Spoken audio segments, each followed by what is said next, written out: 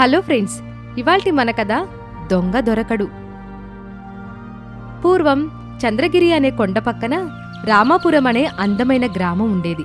ఆ గ్రామంలో పాడి పంటలకి, వ్యాపారాలకి, వృత్తులకి ఎలాంటి కొదువా లేదు. అన్ని రకాల మనుషులు ఆ ఊర్లో సంతోషంగా జీవించసాగారు. సాయంత్రం రచ్చబండ దగ్గర పెద్ద మనుషులు కూర్చొని సరదాగా మాట్లాడుకునేవారు. ఈసారి జాతరకి హరిశ్చంద్ర నాటకం ఏర్పాటు చేద్దామా? అలాగే వేయిద్దాం అంటూ మాట్లాడుకుంటూ ఉన్నారు. కాని ఆ ఊర్లో ఉన్న ఒకే ఒక్క లోపం విద్య. విద్య మీద ఎవరికీ మంచి అభిప్రాయం ఉండేది కాదు. కాని పనితో పాటు విద్య కూడా అవసరమని ఆ ఊర్లో ఉండే యువకుడైన రాజా అనుకునేవాడు. ఆ ఊర్లో ఉండే జమీందార్ని, పెద్ద మనుషుల్ని, వ్యాపారస్తుల్ని రాజా మర్రి చెట్టు కింద సమావేశపరిచాడు. ఏంటయ్యా అందర్నీ పిలిపించావు? నేను పిలవగానే వచ్చినందుకు అందరికీ ధన్యవాదాలు. మీతో ఒక ముఖ్యమైన విషయం చెప్పడానికి పిలిపించాను అని వినయంగా చెప్పాడు. అందరూ ఆశ్చర్యంగా వినడం మొదలుపెట్టారు. మన ఊర్లో అందరూ ఏదో ఒక పని చేస్తూ ఉంటారు, అందులో సందేహం లేదు. కానీ వీటన్నిటితో పాటు మనకి చదువు కూడా చాలా అవసరం. మనం ఖచ్చితంగా విద్యని అభ్యసించాలి. ఆ మాట వినగానే అందరూ పెదవి విరిచారు. మన ఊర్లో ఉండే పిల్లల్ని, యువకుల్ని సదానంద స్వామి దగ్గర విద్య నేర్చుకునేలా చేద్దాం. ఏం మాట్లాడుతున్నావు రాజా? ఇప్పుడు విద్య నేర్చుకోవాల్సిన అవసరం ఏముంది? అలా కాదండి, చదువు మనకి విజ్ఞానం నేర్పిస్తుంది, గౌరవ మర్యాదలు నేర్పిస్తుంది, ధర్మాన్ని నేర్పిస్తుంది. తప్పు చేయటానికి విద్య నేర్చుకున్నవాడు ఒక్క క్షణం పాటు ఆలోచిస్తాడు. ఆ క్షణమే విద్య యొక్క గొప్పతనం అంటూ విద్య గురించి చెప్పాడు. కాని ఆ మాటలు ఎవరికీ నచ్చలేదు. రాజా, చేయడానికి చాలా పనుంది, బతికేంత సంపద ఉంది, ఇంకెందుకు ఈ చదువు? ఇది సరైన ఆలోచన అయితే కాదు అని లేచి వెళ్ళిపోయాడు. జమీందారు వెళ్లడంతో మిగతా గ్రామస్తులందరూ కూడా లేచి వెళ్ళిపోయారు. రాజాకి చాలా బాధేసింది. ఏదో ఒకటి చెయ్యాలని ఉపాయం కోసం నిర్ణయించుకున్నాడు. ఒకరోజు రాత్రి రాజా ఎవరూ చూడకుండా జమీందారు గోడ దగ్గర రాయడం మొదలుపెట్టాడు.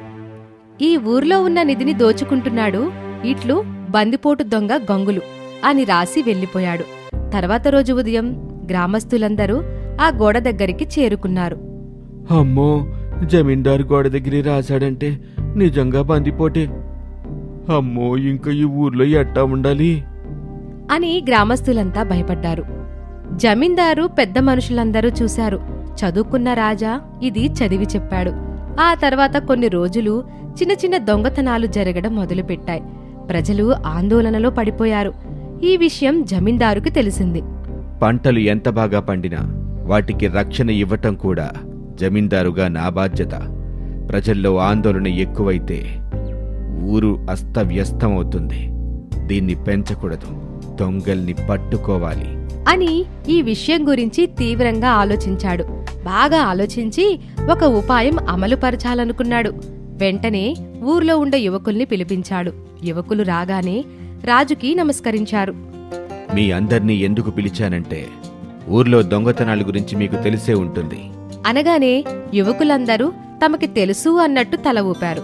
ఆ యువకుల్లో రాజా కూడా ఉన్నాడు. ఏమీ తెలియనట్టు రాజా మౌనంగా వింటున్నాడు. మీరు ఊర్లో జనంలా మారిపోవాలి, అందరిలో కలిసిపోవాలి, తరువాత దొంగలు ఎవరో గుర్తించాలి అని నియమాలన్నీ చెప్పి పంపించారు. యువకులందరూ చుట్టుపక్కల ఊర్లో ప్రజల్లో కలిసిపోయి దొంగల గురించి వెతకడం ప్రారంభించారు. అలా ఉండగా యువకులకి ఇద్దరు వ్యక్తులు అనుమానాస్పదంగా అనిపించారు. దాంతో ఆ అనుమానాస్పదంగా తోచిన వ్యక్తుల్ని యువకులు వెంబడించారు. రే, ఎలాగైనా ఆ గురువు దగ్గర ఉన్న నిధిని మనం సంపాదించాలి అనుకోగానే యువకులు ఆ మాట విన్నారు. వాళ్లు గురువుగారి దగ్గర నిధిని దోచుకోవడానికి వెళ్తున్నాడని భావించి వాళ్లతో పాటుగా ఆశ్రమానికి వెళ్లారు.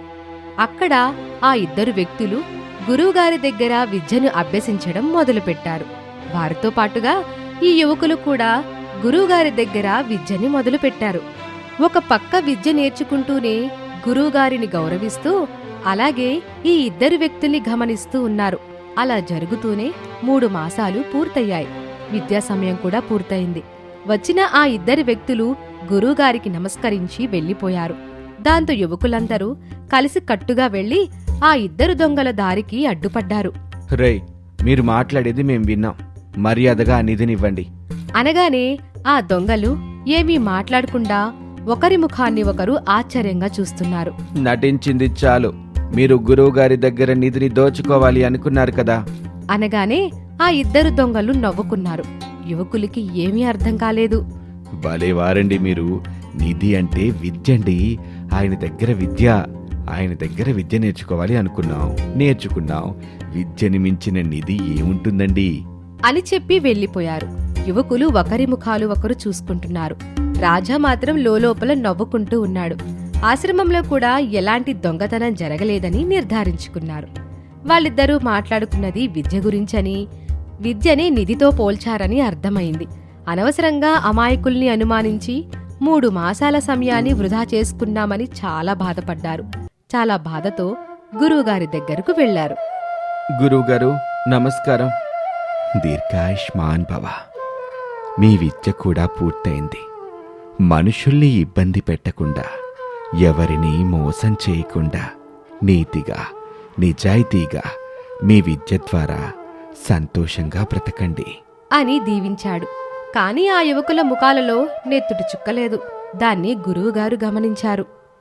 ఏంటి, ఇద్దరూ దేని గురించో తీవ్రంగా ఆలోచిస్తున్నట్టున్నారు అని అడగ్గానే యువకులు బాధపడుతూ జరిగిన విషయం మొత్తం చెప్పారు. చాలా సమయం ఇక్కడ వృధా అయిందని ఎంతో నిరాశపడ్డారు. వారి బాధంతా విన్న తర్వాత గురువుగారు వారిని ఓదార్చారు. మీరు పుట్టిన ఊరి కోసం చాలా సేవలందిస్తున్నారు. ఒక మంచి పని కోసమే ఇక్కడ సమయాన్ని వృధా చేసుకున్నారు. కానీ మీకొకటి చెప్తున్నాను. ఇక్కడ మీరు విద్యని నేర్చుకున్నారు. మీరు నేర్చుకున్న విద్య ఎప్పటికీ వృధా కాదు. విజయం కలుగుతుంది. వెళ్ళిరండి. విజయోస్తు అని పంపించాడు.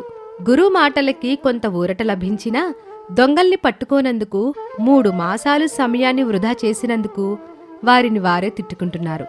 ఇలా డీలాపడి యువకులు ఒకచోట కూర్చుని ఉండగా 2 వ్యక్తులు వేరే భాషలో మాట్లాడుకుంటున్నారు. ఆ విషయాన్ని యువకులందరూ విన్నారు. ఆ భాష సంస్కృతంలో ఉంది. కాని యువకులందరికీ ఆశ్రమంలో సంస్కృతం నేర్చుకోవటం వలన వారి మాటలు అర్థమయ్యాయి. రేయ్, విన్నారా? ఈ ఊర్లో కళాకారులకి సరైన ఉపాధి లేక వలస వెళ్ళిపోతున్నారు. అవునరా, నాటకాలు, నాట్యం చేసేవాళ్లు, బుర్రకథ చెప్పేవాళ్ళందరూ వెళ్ళిపోతే ఈ ఊరికి మంచిది కాదు అని మాట్లాడుకొని వెంటనే ఈ విషయం జమీందారు గారి దృష్టికి తీసుకెళ్తారు. అందరూ ఈ ఊర్లో సంతోషంగా ఉంటారు అనుకున్నాను. కాని కళాకారుల గురించి పట్టించుకోలేదు అంటూ కళాకారుల్ని ప్రోత్సహించడం మొదలుపెట్టారు. అలాగే యువకుల ప్రవర్తన కూడా మారిపోయింది. పెద్దవారితో గౌరవంగా ప్రవర్తించడం, నిదానంగా మాట్లాడడం జరుగుతూ ఉండేది. వీరి ప్రవర్తన చాలా మారిపోయింది. అసలు ఇదంతా ఎలా జరిగింది అనుకొని ఆరా తీశాడు. వీళ్లందరూ ఆశ్రమంలో 3 మాసాలు విద్య నేర్చుకున్నారని తెలిసింది. అప్పుడే జమీందారు గారికి విద్య గురించి తెలిసింది.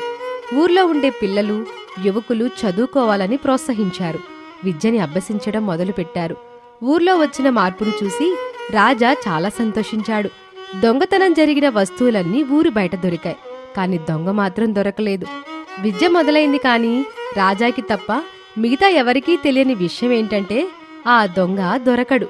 ఇది ఇవాల్టి కథ. మరొక ఆసక్తికర కథతో మళ్ళీ కలుద్దాం. ఇక నాయుడు గారు బాధపడుతూ ఇలా అంటారు. మీ వల్ల నేనిన్ని సంవత్సరాలుగా సంపాదించిన సంపాదనంతా పోగొట్టుకున్నాను. ఒక్కసారి కూడా మీరు ఆలోచించలేదు. డబ్బులు ఇచ్చేస్తే మనకి ఎలా అని? మీ వల్లే పోయింది. మీరేమైనా తాగలరా? అట్టా కూడా చేయలేరు. కాని ఇవ్వటం మాత్రం ఇచ్చేశారు. అది కూడా ఒక దొంగని ఇంటికి పీల్చి మరీ అప్పజెప్పారు. వాళ్ళు ఎలా ఎతికి దొంగను పట్టుకోగలరో అసలు వాళ్ళకి ఏమీ తెలీదు. అవునరా, 3 కలిసి డబ్బులు ఇచ్చేశారు. ఒక్కసారి ఆలోచించారా? నాన్నగారిని అడిగి ఇద్దామని అనుకున్నాం. కానీ మీరు కాదు అంటారు కదా, అందుకే 3 కలిసి ఇచ్చేశారు నాన్న. చుట్టంలాగా వచ్చి దెయ్యంలా మాయమైపోయాడు. అయితే మన మామయ్య దెయ్యమా నాన్న? ఇక మీరు సామెతలు చెప్పడం ఆపండి. వీళ్ళు ఇంకేదైనా చేయగలరు. లేదురా, అది సామెత. మీ దగ్గర ఏమన్నా భయంగానే ఉంది. వీళ్ళ 3 కలిసి బయటకొచ్చి మాట్లాడుకుంటూ ఉంటారు. మామయ్యకు మనం బంగారం ఇచ్చామని చాలా బాధపడుతున్నారు. బాధపడ్డం ఒకటే కాదన్నయ్య, మామయ్యని అపార్థం కూడా చేసుకున్నారు. నిజమేరా, మామయ్యని దొంగ అంటున్నారు మన నాన్న. మనం మావయ్య దగ్గరికి వెళ్ళి తీసుకొద్దాం. అప్పుడు మావయ్యని నాన్నగారు నమ్ముతారు. సరే బయలుదేరదామని చెప్పి ముగ్గురు బయలుదేరి వెళ్తారు. వీళ్ళ ఊరు దాటిపోయి చాలా ముందుకు వెళ్ళిపోతారు. అలా వెళ్తూ ఉండగా మార్గమధ్యంలో ఒక వ్యక్తి కనిపిస్తాడు. అన్నయ్య చూడు, అక్కడొక వ్యక్తి వస్తున్నాడు. ఆయనకి మన మావయ్య గురించి ఏమైనా తెలిసేమో అడుగుదామా? సరే తమ్ముడు, ఆయన ఆపండి. ఆగండి ఆగండి. ఏమైంది? నన్నెందుకు ఆపుతున్నారు? మేము మా మావయ్య వాళ్ళ ఇంటికి వెళ్ళాలి. మీరు దారి చెప్తారేమోనని ఆపాం. ఎవరు మీ మావయ్య? ఆయన పేరేంటి? మా మావయ్య పేరు దానయ్య. ఈ ఊర్లో అలాంటి పేరు గల వ్యక్తి లేరు. ఆయన పూర్తి పేరు చెప్పరా? సగం పేరు చెప్తే ఎలా తెలుస్తుంది? ఒరే, పూర్తి పేరు ఎలారా చెప్తాం? అది స్థామత అయిపోతుంది అన్నారుగా నాన్నగారు. దానయ్యనే చెప్పాలి. ఆయనది ఏ ఊరో తెలుసా మీకు? సరేలే, మీరేదో ఆలోచించుకోండి. ఈ దారి వెంట అలా వెళ్ళండి. ఎవరైనా కనిపిస్తారేమో అడగండి. సరే. అవునరా, మావయ్య దేవురు నువ్వేమైనా అడిగావా? మా ఊర్లోనే నా భార్య బిడ్డ ఎదురు చూస్తూ ఉంటారని మావయ్య అన్నారు. బహుశా ఆయన ఊరి పేరు మా ఊరేమో. అయితే సరే, ఈసారి ఎవరిని అడిగినా మా ఊళ్ళో దానయ్య ఎక్కడుంటారో మీకు తెలుసా అని అడుగుదాం. అప్పుడు మనకి సులువుగా మామయ్య దొరికేస్తాడు అని చెప్పి ఇంకా నడవడం మొదలు పెడతారు.